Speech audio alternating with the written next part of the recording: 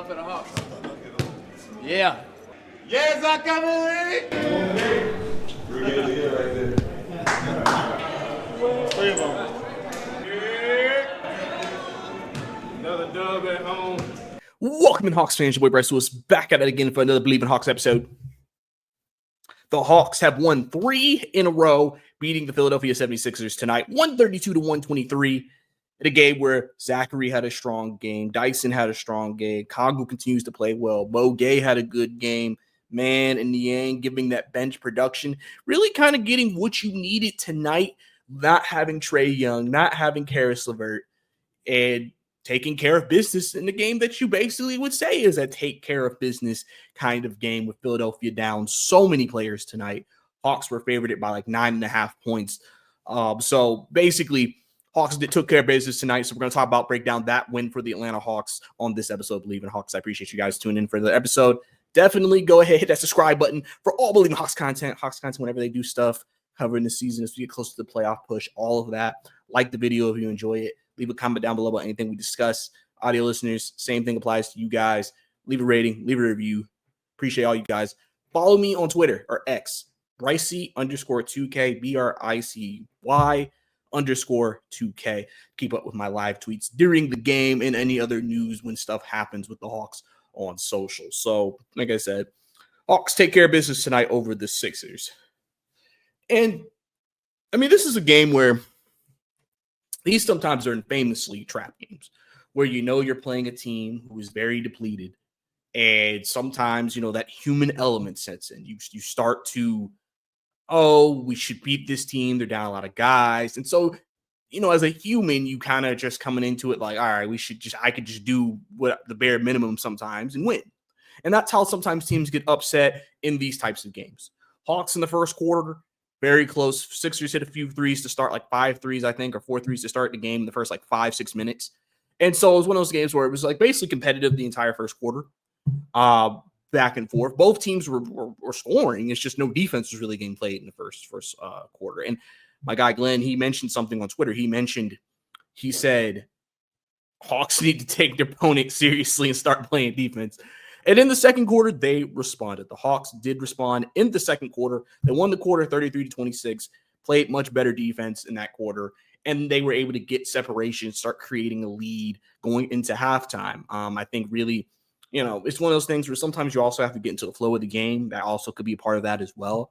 But they were able to take care of business in that regard, and pretty much for the rest of the game was able to kind of handle things for the most part. Now, at the end of the game, it got a little sloppy. Hawks let them back within, I think, 5-6 points.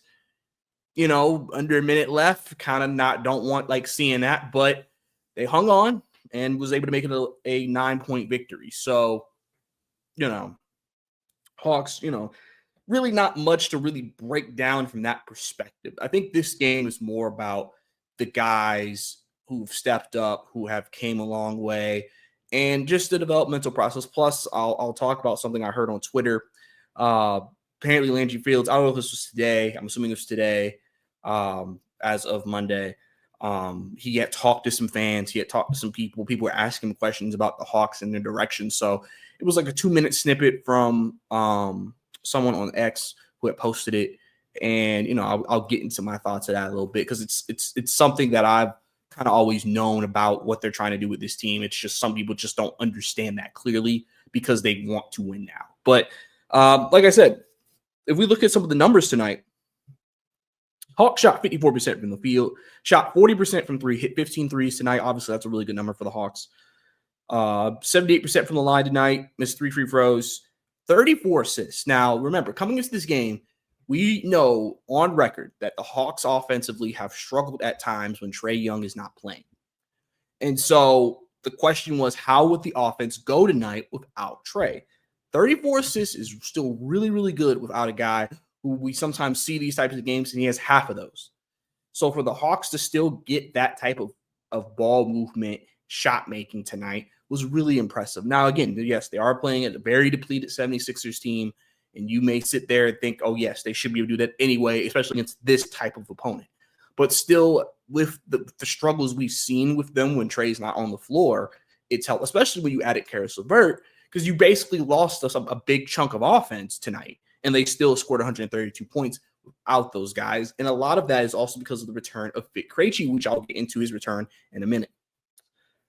Hawks dominated on the boards tonight. Sixers lost all their size. No Embiid for the rest of the year. Drummond was out. They really didn't have much size. So the Hawks were able to dominate there. 48-31. That's just complete domination on the boards.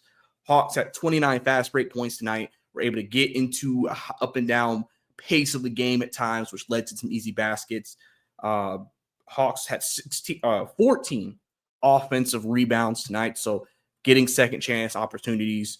And then they had 15 points off turnover, but Philly did win that one 21-15. So, like I said, really, really, really good stuff there. And so now I will switch into the return of Vic Krejci. Obviously, as I mentioned, Trey and LeVert were out, but Vic Krejci returned tonight. And I think Vic Krejci is going to be huge for this team down the stretch.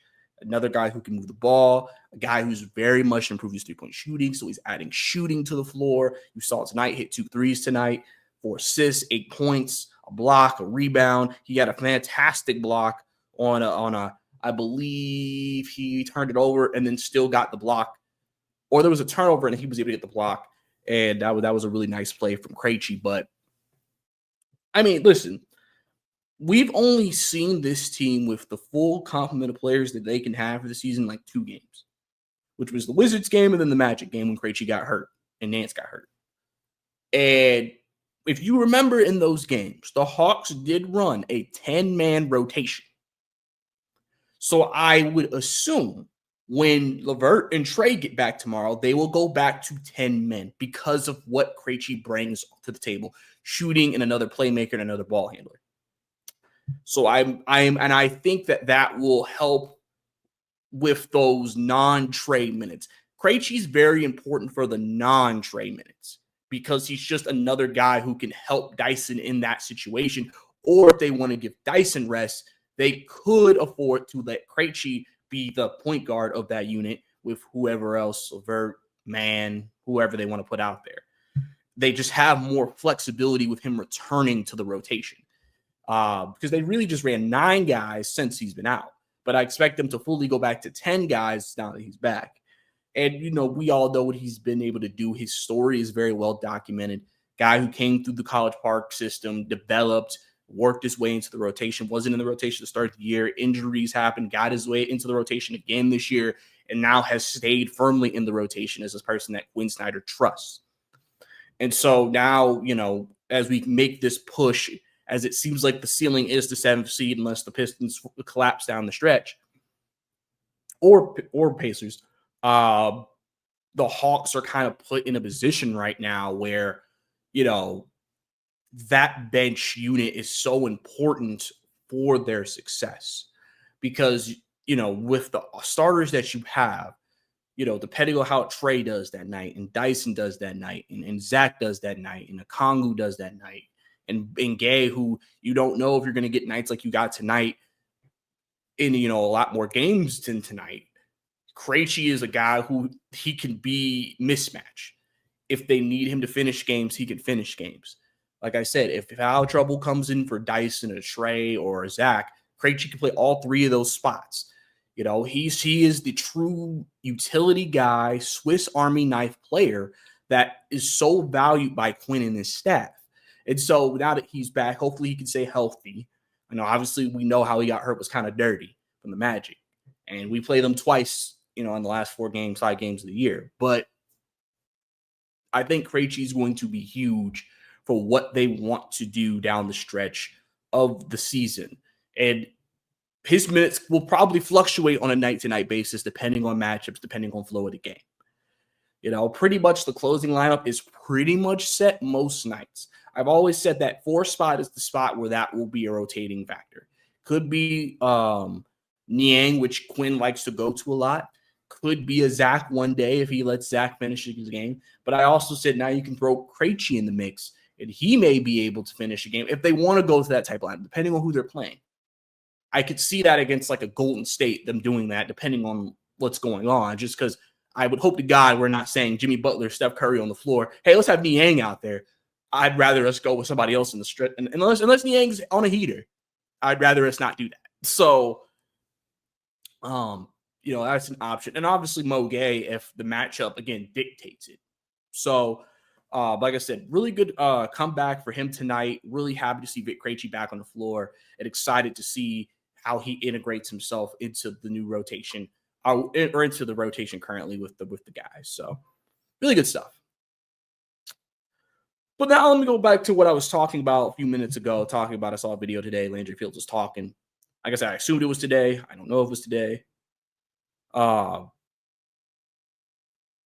Realistically,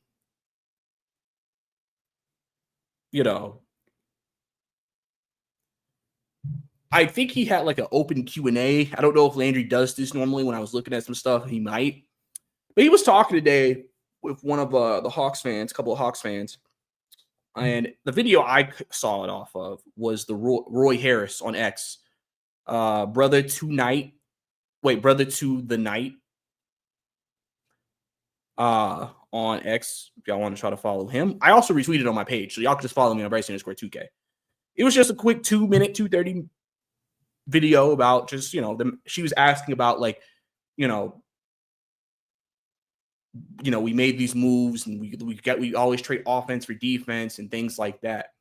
And like, we traded Hunter, so we traded away some defense for offense. And, now we're not as good defensively and things like that. And one thing I will say about Landry Fields is that he is very honest, I think, as a GM. Like, and what I mean by that is I know he gives a lot of political answers. But what I mean is if you talk about the state of the team, he's not going to shy away from what the case is. Because she point blank, told her in the video,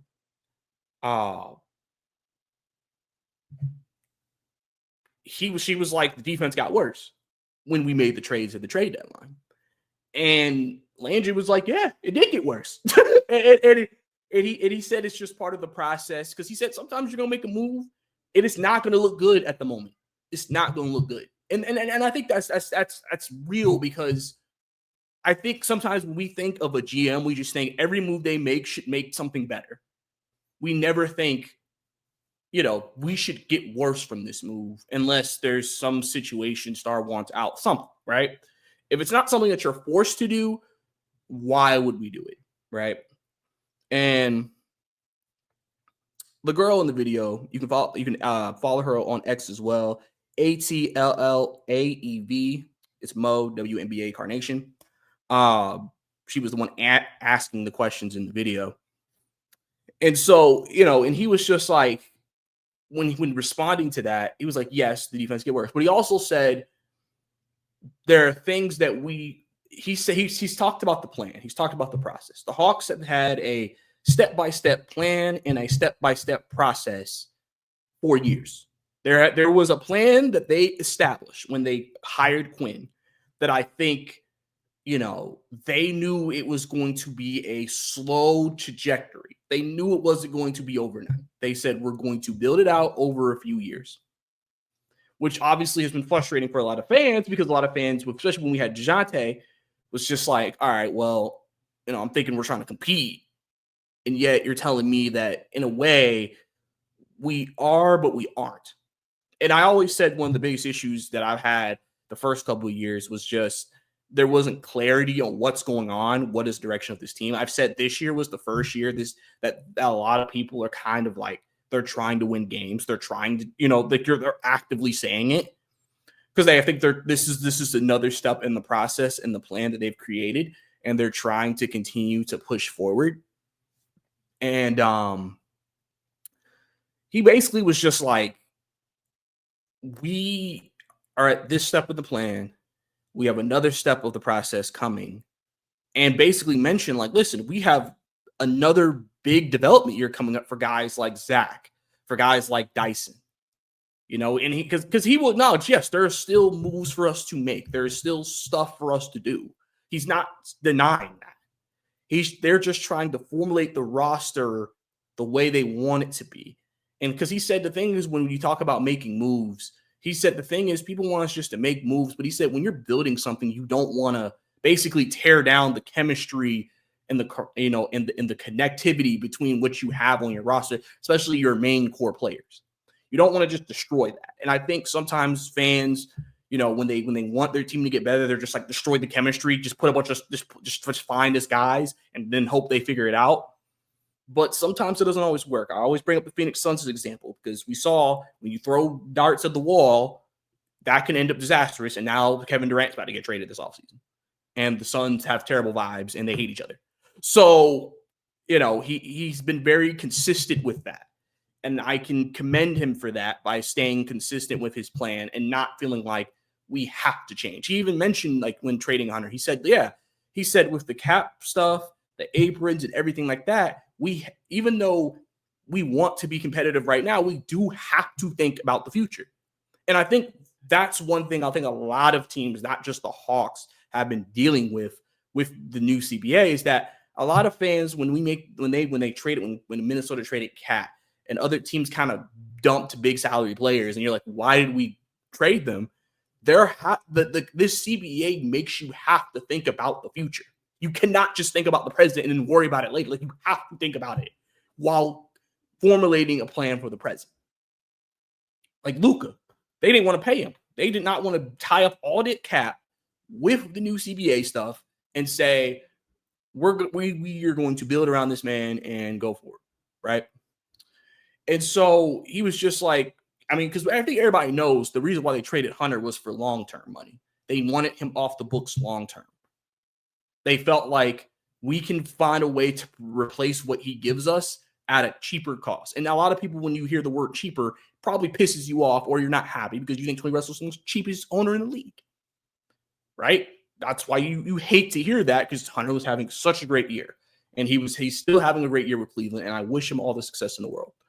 But he's like, you got to think about all those things. It's not just now. We can't just only think about now. We have to think about the future. And so, I just wanted to kind of touch on that for a second, because I do feel like that is something that I just felt like was good that he was transparent about.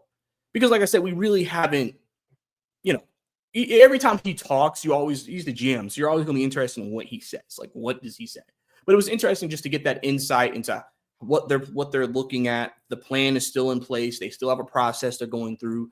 They have to think about the future and now. They don't want to ruin chemistry. They're trying to figure out pieces, and they're still building this thing out. So, we'll obviously have to see what happens. But I will also say this. People are going to sit here and talk about Trey and if he's leaving or whatever. That man, Landry Fields, he ain't mentioned the man name. But to me, it just all the vibes I get from them is that they know Trey isn't going anywhere. And I think that we're going to overblow his future this offseason because the media is going to say, is Trey Young on the block? And I just don't, like, I've said this, if the Hawks finish the 7th seed, I don't see why Trey leaves. Like, if you make it into the postseason, you're in the postseason without Jalen Johnson, with all these injuries that you've dealt with through the year, with making the trades, all of that, and you were a 7th seed in the playoffs. Well, shoot, if this is us right now, then imagine what we would be with Jalen Johnson. The more the Hawks win, the less likely Trey Young is leaving. It's pretty simple. So that's why I'm not too worried about that like other Hawks fans are. But that's just me. So now we got to get into player performances tonight against the Sixers. We're going to start with the Rook, Landry Fields. 22 points tonight, 8 rebounds, 2 assists. Fields continues to his good play as a rookie. It was funny. Somebody tweeted out on X. They were like, let me find it real quick so I can quote this specifically. Dan Wilkin. He said, it's very funny that Landry Fields was the number 1 pick in the draft and has clearly been the best rookie in the NBA and probably won't win Rookie of the Year. And something? It's true. Like, we knew from the get-go when Zach was drafted that the NBA was not giving him the attention he deserved. But if you really think about it, a lot of people think Stephon Castle is going to win Rookie of the Year from the San Antonio Spurs. And he's had a good rookie year. No rookie has been great, but there's been good rookies. And Zach has steadily just continued to improve. And yet I think there's just this general consensus like they're not going to give Zach the rookie of the year because he plays for the Atlanta Hawks and et cetera, et cetera. If wins matter, the Hawks have more wins than the Spurs. So, you know what I'm saying? Like, those things are not being thought about when going through this process. And Zach just continues to progress. You know, Quinn's talked about it multiple times about how he's grown, how he's taken 2,000 more shots. He's taken like 2,000 shots since he got here. Like he knows with Zach, like there has been progression from day one of the program when he got here to now. And I think there is a lot of excitement from Quinn and in that facility of what Zach's going to be moving forward. Because he's been good. I mean, you saw tonight just putbacks, threes, you know, people, because the thing is too, Zach obviously has some things he needs to improve, but Zach, again, is upping his level of productivity in a lower usage in minutes. So he's continuing to grow as a player, and we're seeing it. And he continued that tonight, and I want to see it again against Charlotte on Wednesday. Zach has been solid, and I think he definitely should be in Rookie of the Year contention. And if I was a voter, I would probably give Zach my pick, to be honest with you. And that's not even me being a homer. That's just I think him and Stephon Castle are very neck and neck for me. But I would give it to Risacher, in my honest opinion. Mo Gay tonight, 14.7 rebounds, 2 assists, 2 blocks, and a steal. Mo had some moments tonight. He had a stretch tonight. He had a block, a 3, and a jam. Really fun stretch. When Mo Gay puts it together, he sometimes has these very strong stretches of play, especially defensively. And if he could just get that shot going, Gay's going to be a player. And that's why Hawks are excited about Mo Gay. Because remember, he's another part of person who is in the developmental year, another developmental year coming up. Landry said in that same video I was talking to y'all about, the plan was never to have Gay in the rotation this year.